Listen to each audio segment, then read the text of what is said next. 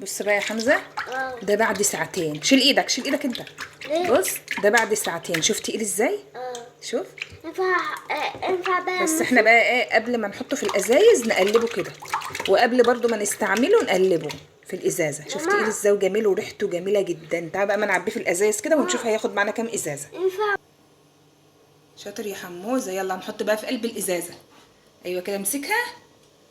شاطر. ها، بسم الله. حط، يلا حط. برافو. هنملهم بقى كلهم. ماشي. شاطر يا حموز، برافو عليك. يلا كده احنا كده بقى خلصنا الطبق اهو. شوف عامله معانا كام ازازه. 1 2 3 4. ودي حبه صغيرين كده من هنا، يعني دي فيها لتر ونص. لتر ونص ده 3، 4 ونص. والحبه دول يجي 5 لتر. حلوه قوي وريحته جميله جدا. شوف بقى، شوف الرغاوي بقى اللي احنا هنعملها.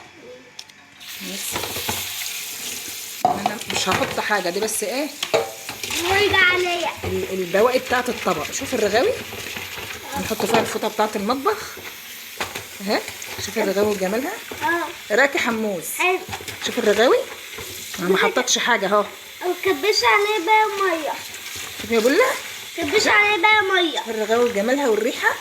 كبش عليه ميه بقى. هتلاقوها فين بقى؟ في اي المحلات بتاعت المنظفات. يا حمزه الميه جه على عيني. معلش. ها، شوف الرغاوي، شوف الرغاوي، شوف الرغاوي جميله ازاي، ان شاء الله.